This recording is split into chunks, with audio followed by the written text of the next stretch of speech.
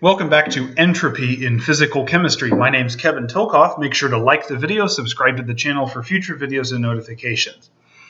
Alright, so obviously the topic of this video is going to be discussing a lot of the calculations for how you deal with calculating entropy and so forth. And in this video, we're going to focus on doing this for reversible processes. In previous videos, we talked about thermodynamic reversibility. So we're going to do this for reversible processes. But before we do that, let's briefly go over what entropy is exactly and what the overall formula for finding this is.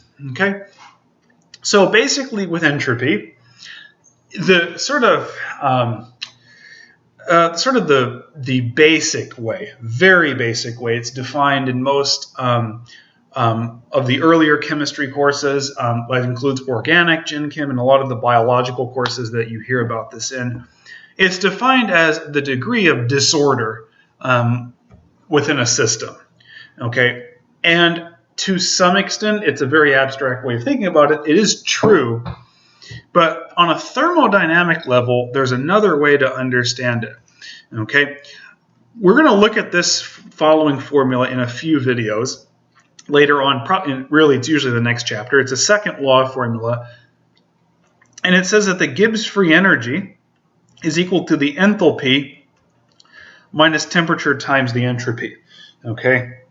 Now, another way of looking at this is if I add T delta S to both sides, the form of the formula I get is delta H is equal to delta G plus T delta S. Now, what do I have to consider here? Well, I'm going to consider delta G, which is not the topic of this video, but it will be the topic of later videos, and the quantity T delta S, and then also enthalpy. What do all those mean? Well, first of all, delta H we've already seen in the first law, and that's the enthalpy. Okay, the enthalpy, all it is the total energy change for a reaction or process. Okay, so it can be positive or negative, and this is just the total energy change. Okay, it takes into account which direction the net energy is going. Is it going into the system, out of the system? But it's the net that combines the contributions from Gibbs free energy and the entropy contribution T delta S. Well, what is Gibbs free energy? That's usually what we define first. Okay. Well, delta G is what we'll talk about in the next chapter and next section of the PChem section on this channel. But delta G is useful when you're talking about non-PV work. Okay, that's usually when it's used. But in any case, what delta G is it's energy that has capacity to do work. And work is what we normally think of in thermodynamics as a very useful form of energy, right? Work is what is able to allow you to move from one place to another. Your muscles are doing work because there's free energy available to do so, right? Work is what if you have like one of those spinning wheels that water moves it to produce energy. Okay, that's energy in the form of electrical work. Water is causing it to move, and it's creating free energy that has the ability to do work. Okay, so work is what we call a high-quality form of energy. And the Gibbs free energy quantifies that in saying, this is how much energy is available to do work. Now, it is a change in energy, but it's how much work is, basically how much energy is there available to do work. It's useful. T delta S is the opposite of free energy for all intents and purposes. It's energy that has no capacity to do work. Okay, so however much entropy you have, you really can't do work with that. It's basically what you could think of as a waste. It's your waste. There's one analogy that I heard, not actually in a PChem class, it was in a biochem class, the way to think about this equation. Delta H, if you think about this in terms of a big company, delta H would be all the money they make from all the sales. All the money they make. T delta S, which is subtracted from that, is the amount that's taken in taxes. You know, It's the amount that's taken in taxes, or they have to pay for repairs for stuff. It's the amount that comes out of all the money that they make. And delta G is the amount that the employees actually receive once all the taxes and so forth are taken out of it, right? You can sort of think of it that way with energy.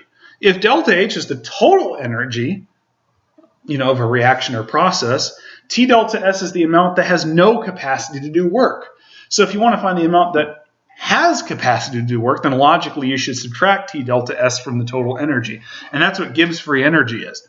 Well, entropy is useful because in some level you can use it to predict spontaneity of a reaction, although we normally use delta G for that. But in order to calculate delta G, you actually have to first calculate delta S. Okay? Now with entropy is basically, if you want to find the total entropy of a process, it's equal to delta S of the system plus delta S of the surroundings. Okay? Now, for a completely reversible process, delta S total is 0 for a completely reversible process. That's because whatever you calculate for delta S of the system, delta S of the surrounding is just the negative of that value. So if you have a reversible process and delta S of the system is, say, 10 joules per mole, Kelvin, then the delta S of the surroundings is negative 10 joules per mole Kelvin. Okay? That changes a little bit when you have an irreversible process. Now, I'm going to show you this in just 1 minute, but this is very important. When we look at the formal definition of entropy, where we have ds, okay, and this is for ds of the system, which is also delta S, it's defined as dq, meaning differential heat, for a reversible process over T. Okay, why is this important? Delta S of the system is defined as for a reversible process. Okay, so that's why we're focusing on reversibility in this video, or in the next video, is because it's very important to be able to calculate entropy for a reversible process, because obviously for a reversible process, you use it for delta S of the system and for delta S of the surroundings. But for an irreversible process, for the system, even though the whole process is irreversible, you still have to use the definition of reversibility when you calculate delta S for the system. So for the system, you always define entropy as being for a reversible process. And that's why you'll always see, for the formal definition for this dq here, you see the subscript rev, because that stands for reversible. Okay? When you calculate it for an irreversible process for the surroundings, then you no longer use the reversible definitions. You now have to use the irreversible definition, which we will cover, I believe, 2 videos from now. Okay, but if this makes sense to you, then we can go on to this next part. And all I'm going to do here is I'm going to go into this very top part here, and that's that ds of the system is equal to dq reversible over T. Now, what I can obviously do is I can integrate both sides here, okay?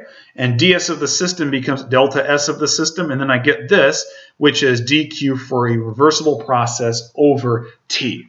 And this right here, either one of these forms works, but this is the formal definition of entropy of a system, okay? And in the next video, we're actually going to go about calculating delta S through 2 different methods, depending on the circumstances of the problem given. Thanks for watching this. See you in the next video.